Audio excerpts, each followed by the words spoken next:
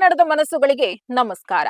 ಚಿತ್ರದುರ್ಗ ಜಿಲ್ಲೆಯ ತಮಟಕಲ್ಲು ಗ್ರಾಮದ ಸಮೀಪ ಇಂದು ಮುಂಜಾನೆ ಸಂಭವಿಸಿದ ಭೀಕರ ರಸ್ತೆ ಅಪಘಾತದಲ್ಲಿ ಮಹಾರಾಷ್ಟ್ರದ ಕೊಲ್ಹಾಪುರದ ಎಸಿಬಿ ಡಿವೈಎಸ್ಪಿ ವೈಷ್ಣವಿ ಅವರ ತಾಯಿ ಮತ್ತು ಕಾರು ಚಾಲಕ ಸ್ಥಳದಲ್ಲೇ ಮೃತಪಟ್ಟಿದ್ದಾರೆ.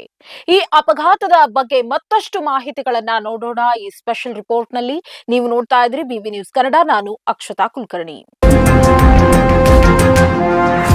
ಡಿವೈಎಸ್ಪಿ ವೈಷ್ಣವಿ ಅವರು ತಮಿಳುನಾಡು ಪ್ರವಾಸ ಮುಗಿಸಿ ಕೊಲ್ಹಾಪುರಕ್ಕೆ ಹಿಂತಿರುಗ್ತಾ ಇದ್ದ ವೇಳೆ ಇವರು ಪ್ರಯಾಣಿಸ್ತಾ ಇದ್ದ ಇನ್ನೋವಾ ಕಾರು ವೇಗವಾಗಿ ಬಂದ ಲಾರಿಗೆ ಡಿಕ್ಕಿ ಹೊಡೆದಿದೆ.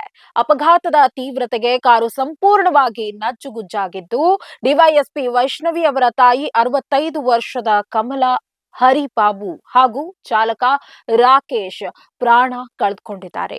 ಈ ದುರ್ಘಟನೆಯಲ್ಲಿ ಪೊಲೀಸ್ ಅಧಿಕಾರಿ ವೈಷ್ಣವಿ ಸೇರಿದಂತೆ 3 ಗಂಭೀರವಾಗಿ ಗಾಯಗೊಂಡಿದ್ದು, ಅವರನ್ನ ಕೂಡಲೇ ಚಿತ್ರದುರ್ಗದ ಜಿಲ್ಲಾಸ್ಪತ್ರೆ ಹಾಗೂ ಖಾಸಗಿ ಆಸ್ಪತ್ರೆಗೆ ದಾಖಲಿಸಿ ಚಿಕಿತ್ಸೆ ನೀಡಲಾಗ್ತಾ ಇದೆ. ವೈಷ್ಣವಿ ಅವರು ದಕ್ಷ ಅಧಿಕಾರಿಯಾಗಿ ಹೆಸರುವಾಸಿಯಾಗಿದ್ದು, ಸದಾ ಕರ್ತವ್ಯದಲ್ಲಿರ್ತಾ ಇದ್ದ ಅವರು ಇತ್ತೀಚೆಗಷ್ಟೇ ರಜೆ ಪಡೆದು ಕುಟುಂಬದೊಂದಿಗೆ ಪ್ರವಾಸಕ್ಕೆ ತೆರಳಿದ್ರು.